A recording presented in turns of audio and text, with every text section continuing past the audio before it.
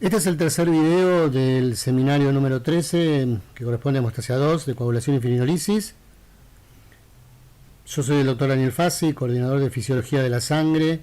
Soy jefe de trabajos prácticos de fisiología y biofísica de la unidad académica número 1. En este video vamos a hablar particularmente de los anticoagulantes fisiológicos. Vamos a hablar de los inhibidores de la coagulación, que en realidad están mal llamados inhibidores. Se deberían llamar mejor anticoagulantes fisiológicos. Estos anticoagulantes fisiológicos se unen en forma irreversible a las serinoproteasas de la coagulación y a sus cofactores, evitando que poco y nada de las mismas quede libre y activa en la circulación. En realidad, cuando se ven las funciones de la hemostasia y uno habla de limitar el área de activación de la coagulación, eso es debido a que los anticoagulantes naturales actúan justamente en fase soluble. Toda aquella proteasa que se desprenda del tapón hemostático o del trombo en formación es rápidamente inhibida, y es por eso que la formación del tapón hemostático se limita exclusivamente a un área bastante restringida para evitar la obstrucción del vaso. Es muy importante la función de estos anticoagulantes fisiológicos justamente para evitar fenómenos patológicos de obstrucción arterial o venosa denominada trombosis. Existen dos tipos de inhibidores de la coagulación. Las serpinas, viene del inglés serpins, que es inhibidores de las serinproteasas, y hay otros que no son serpinas, que pertenecen a un grupo de otros inhibidores. Dentro de las serpinas existen dos que son los más, uno que es el más importante, que es la antitrombina, que ustedes en algunos libros lo pueden llegar a encontrar como antitrombina 3, y existen otros inhibidores, pero el otro que le sigue en importancia es este último, que se llama inhibidor de la vía de factor tisular, o TFPI, que como veremos después juega un rol importante en el inicio de la coagulación.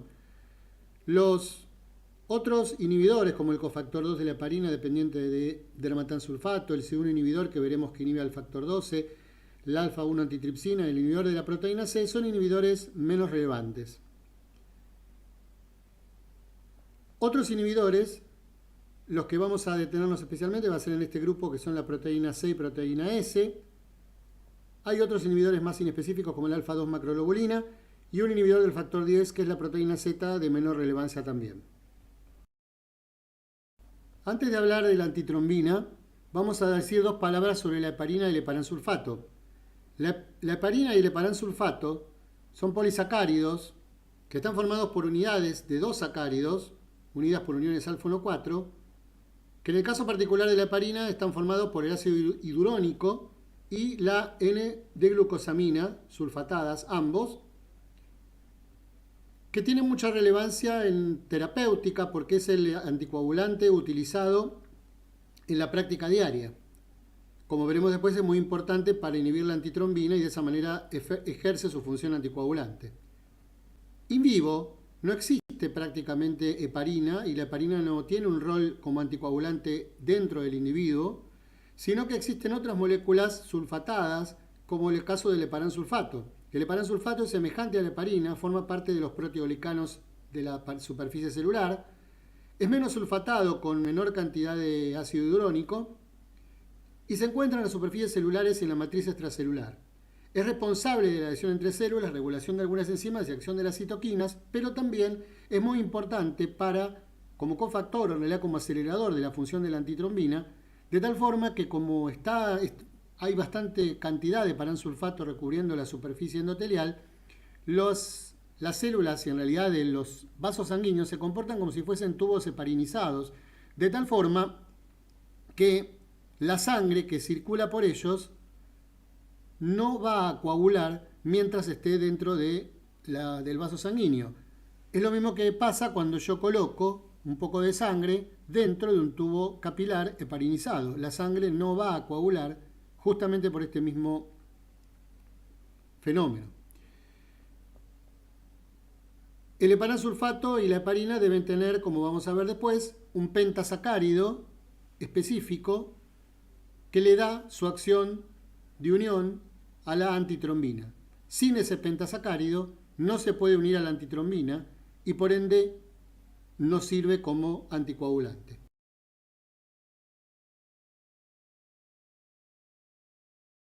Antitrombina. La antitrombina es la serpina más importante que se lleva a la inhibición de la mayoría de las serinoproteasas activadas de la coagulación, como la trombina, el factor disactivo, el 7 activo, el 9 activo, el 11 y el 12 activo, y también, como vamos a ver más adelante, hasta de la plasmina. La principal función de la antitrombina es evitar que la trombina o incluso su activador, el factor Xa, circulen libres por la sangre, activando la coagulación. Como dijimos antes, la acción de los anticoagulantes naturales, y la antitrombina no es la excepción, es mucho más efectiva cuando inhiben a su proteasa en fase soluble, y es mucho más difícil poder alcanzar a la proteasa que van a inhibir cuando ésta se encuentra unida a la superficie, lo que garantiza la coagulación. La antitrombina tiene una forma nativa que está cerrada, pero cerrada significa que no expone el sitio de unión a la proteasa. Por ende, como esa unión, si bien se va a producir, es muy lenta, no es fisiológicamente adecuada. Necesito un acelerador. El acelerador me lo pone la molécula de paransulfato o de parina, que se va a ligar a esta antitrombina. La condición para que se pueda ligar a la antitrombina es que presente una secuencia pentasacárida que se llama H5, que es la que le permite la unión a la antitrombina. Sin esta secuencia, la molécula de paransulfato o heparina no tiene actividad anticoagulante. Obviamente que no solo tiene el pentasacárido, sino que además podemos tener moléculas que pueden tener muchas más cadenas de sacáridos de diferente longitud. La unión de esta molécula de parina o de paransulfato a la antitrombina lo que hace es hacer un cambio conformacional, permitiéndole exponer el sitio de unión a la proteasa. Y lo hace de esta manera mucho más rápido, bastante mucho más rápido, aproximadamente unas 1000 veces más. Si la molécula de la antitrombina va a ligar factor 10 activo, para poder inhibir al factor 10 activo me alcanza con que el factor 10 activo se una a la molécula de antitrombina sin requerir una unión adicional entre los sacáridos o los residuos de sacáridos de la heparina con el factor 10. Es decir, se va a formar un complejo binario en donde tenemos antitrombina, el paransulfato y el factor 10 activado ligado. Por lo tanto, yo puedo decir que con solo tener el pentasacárido solo o el pentasacárido y unos pocos residuos más, yo puedo tener una actividad anti-10 perfectamente. En cambio, para poder inhibir a la trombina, necesito que la longitud de la cadena sea mayor. Necesito al menos 18 sacáridos en total, incluido el pentasacárido. Si yo tuviera solo el pentasacárido, no podría tener nunca actividad anti-10. Si tuviese menos de 18 sacáridos, perdón, anti-2. Si no tuviera al menos 18 sacáridos, no podría tener actividad antitrombina. Por ende, es necesario que se forme un complejo terciario o ternario, es decir, la antitrombina no solamente se va a ligar a la trombina, sino que además se requiere que la trombina se una a la molécula de paransulfato o de parina, para formar este complejo ternario que finalmente va a permitir que se pueda inhibir adecuadamente a la trombina en circulación, formando lo que llaman los complejos trombina-antitrombina, que son removidos por el hígado. En la parte de abajo del gráfico vemos que las moléculas que tienen una corta cadena, que son las denominadas heparinas de bajo peso molecular, que son fraccionadas químicamente para que tengan ese peso molecular, incluso de elementos menores a 18 sacáridos, le da una actividad preponderante anti-10 y una muy poca o nula actividad anti-2. Y todo depende de qué tan largas sean las moléculas que tengamos. En general, los preparados de heparina de bajo peso molecular suelen tener un promedio de peso molecular entre todas, en donde hay cadenas un poco más cortas y cadenas un poco más largas, y por ende la actividad anti-10, anti-2 va a variar como veremos en el siguiente gráfico. A esta forma de acción rápida y de unión rápida que tiene la antitrombina cuando está ligada a paransulfato o heparina se la denomina conformación abierta.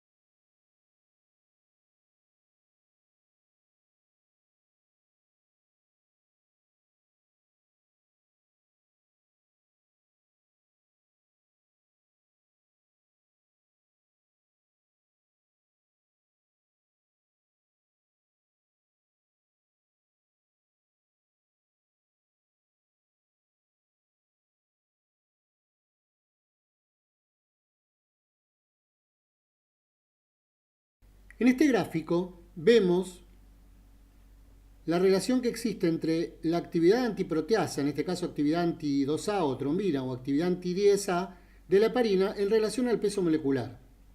Observamos que la actividad anti-10 es máxima cuando estamos en el pentasacárido y prácticamente nula o nula la actividad anti-2A.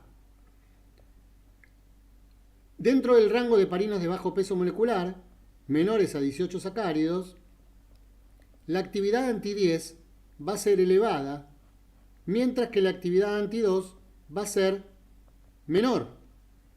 Esa actividad anti-2 va a ir elevándose a medida que aumentamos el peso molecular de la heparina hasta hacerse constante o amesetada.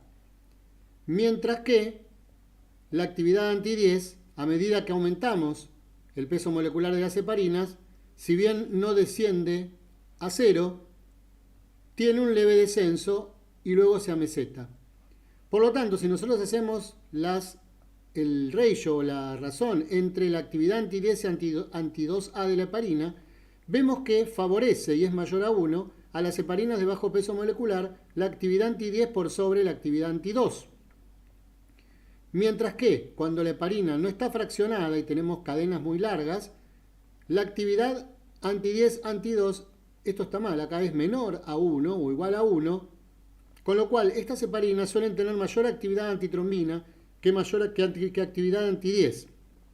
Y eso de alguna manera se tiene muy en cuenta a los fines de su uso en la práctica diaria. Pero las acciones de la antitrombina no se limitan a su acción anticoagulante y se ha descrito actualmente una interesante actividad antiinflamatoria. Existen dos subtipos de antitrombina circulante, la alfa-antitrombina, que es la preponderante, y una minoritaria que se llama beta-antitrombina, que tiene funciones sobre todo antiinflamatorias. Vemos acá que la alfa-antitrombina actúa sobre los factores 2 y 10 activados, o sea, en este caso la trombina, e inactiva estos factores como ya vimos recién.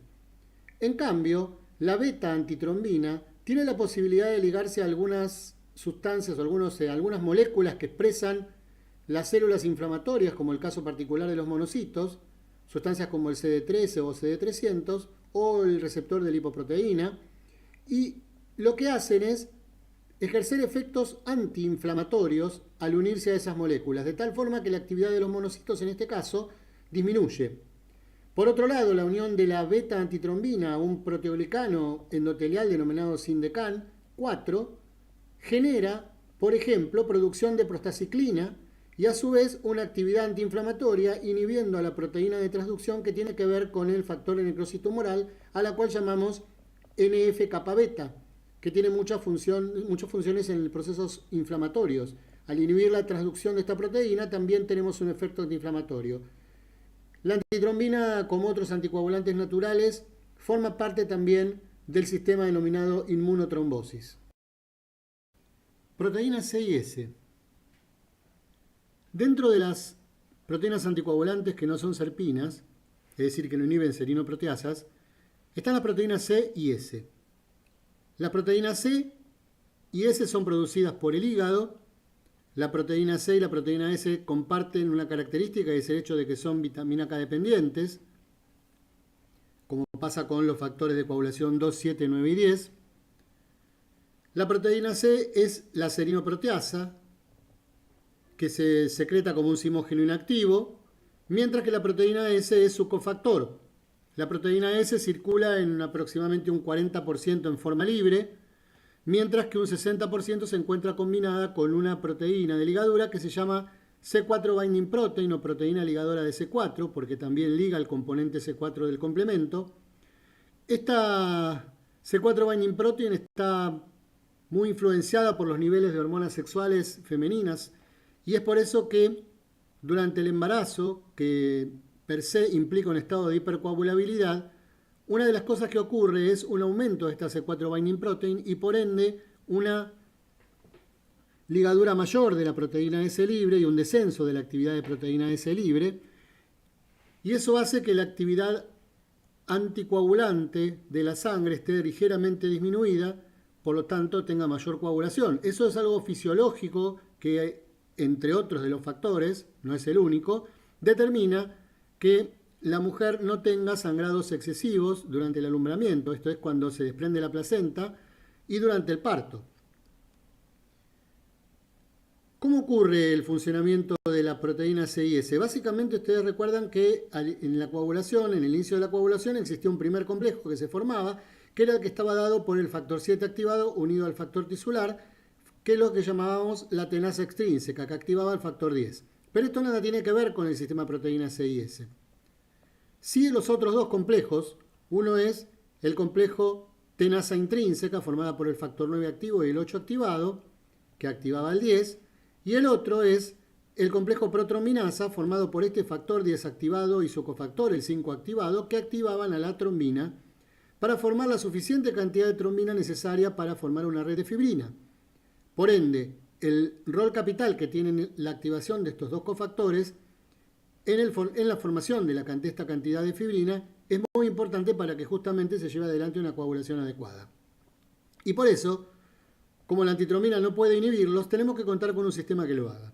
Y eso lo da la proteína C. La proteína C puede unirse a superficies fosfolipídicas porque es un K dependiente, pero también se puede unir a un receptor específico para la misma que se llama receptor endotelial de la proteína C. Si la proteína C se liga cerca de una molécula expresada por el endotelio que se llama trombomodulina, puede ocurrir lo siguiente. Puede ocurrir que la trombina, en presencia de trombomodulina, se une a esta trombomodulina, cercana a donde está la proteína C. La unión de la trombina a la trombomodulina es mucho más afín que la unión a fibrinógeno. Por lo tanto, en presencia de una molécula de fibrinógeno y otra de trombomodulina, lo más probable es que la trombina se ligue a la trombomodulina. De hecho, la trombina puede estar formando fibrina en un sitio cercano, pero cuando se corre para acá, probablemente la unión a trombomodulina haga que esta trombina deje de ser procoagulante, es decir, deje de formar fibrina, pero manteniendo su sitio activo puede hacer otra cosa diferente, es decir, la trombina se transforma en un anticoagulante. ¿Por qué? Porque es capaz de activar a la proteína C. La proteína C entonces sufre activación y se forma el complejo con la proteína C activada. ¿Cuál es el rol de la proteína C activada? La proteína C activada lo que va a hacer es inactivar a los cofactores. Se puede formar un complejo con el receptor de proteína C o se puede formar un complejo con la trombomodulina trombina. En este caso, el complejo con la trombomodulina trombina muchas veces está dado por esto, que es proteína C activada con su cofactor, que es la proteína S, y además, increíblemente, los dos factores de coagulación, o los dos cofactores de coagulación nativos o inactivos, 5 y 8 no activados, también funcionan como cofactores de la actividad de la proteína C, aumentando su actividad. Es esta proteína C la que finalmente va a inactivar a los cofactores y por ende se va a clivar al 5 y al 8, haciendo que la generación de trombina se reduzca. Por ende, la trombina coagula, pero cuando se une a trombomodulina y activa la proteína C, es capaz de inhibir su propia formación al permitir la degradación de los cofactores activos.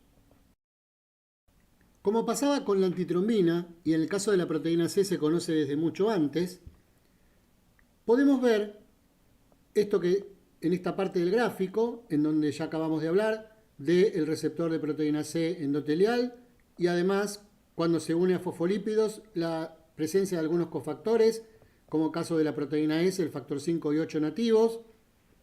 Entre otros, la proteína C tiene en este caso una función anticoagulante, inhibiendo a los cofactores como ya dijimos. Pero muchas veces ocurre que la activación de la proteína C implica no solo la actividad anticoagulante, sino que además la unión sobre todo al receptor de proteína C muchas veces puede generar la interacción con este receptor de proteasas, como pasa con la trombina, que en este caso es el PAR1, o receptor activado por proteasas 1. La unión de la proteína C cercano al PAR1 va a hacer que la proteína C clive, de alguna manera active a este receptor y determine la aparición de la función citoprotectora. Por ende, la función citoprotectora implica la regulación de la expresión genética, actividad antiinflamatoria y antiapoptótica y además protector de la barrera endotelial. Función anticoagulante, que ya vimos antes, función citoprotectora. Esto es muy importante porque en ciertas situaciones en donde hay una intensa actividad antiinflamatoria, el ejemplo del coronavirus no nos deja mentir, y en donde hay una ruptura de la barrera endotelial con extravasación y aparición de edema alveolar, que determina, entre otras cosas, la falla pulmonar y por ende la hipoxia y muchas veces la muerte del individuo, el sistema de proteína C puede jugar un rol bastante relevante con este sistema protector de esta inflamación. Inhibimos ya dos complejos, tenasa intrínseca, protrombinasa, inhibimos las proteasas libres. Tenemos que inhibir el primer complejo que está dado por el factor tisular 10. Para eso existe un inhibidor que se llama inhibidor de la vía del factor tisular. El más relevante o el más importante y el más conocido inicialmente es lo que se llama el TFPI beta de origen endotelial, que es justamente el que es capaz de inhibir al factor 7 activado en presencia del factor 10. Este es el complejo factor 7 factor tisular. En presencia del factor 10 activado, el TFPI beta endotelial inhibe al complejo tenasa extrínseca. El otro TFPI que se descubrió recientemente es el TFPI alfa o plaquetario, que es capaz de inhibir la protrombinasa asociada a las plaquetas activadas, pero solo en una determinada situación. La posibilidad del TFPI plaquetario de inhibir a la protrombinasa ocurre cuando el factor 5 sufrió un clivaje parcial por el 10. Ustedes recuerdan que el 10 activado era capaz de clivar inicialmente al factor 5 para formar una pequeña cantidad de protrombinasa inicial y formar trombina en la fase de iniciación. Bueno, eso ocurre por un clivaje parcial del factor 5. Este factor 5, que todavía no ha sido clivado completamente, forma un complejo protrombinasa que puede ser inhibido por la acción de este TFPI plaquetario. De esa forma yo me aseguro dos cosas: inhibir a la tenasa intrínseca que activa el 10 activado, pero si tengo 10 activado que ha zafado de esta inhibición, puedo hacer que antes que el factor 5 termine de ser activado definitivamente, pueda inhibir esta pequeña cantidad de complejos protrombinasa con este factor 5 parcialmente clivado y de esa manera reducir la formación de trombina por acción de este factor 10. Una vez que el factor 5 ha sido activado por trombina y por ende completamente clivado, este complejo protrombinasa o el 5 que forma parte de este complejo protrombinasa ya no puede ser inhibido por el TFPI y obviamente deberá intervenir el sistema de proteínas C y S.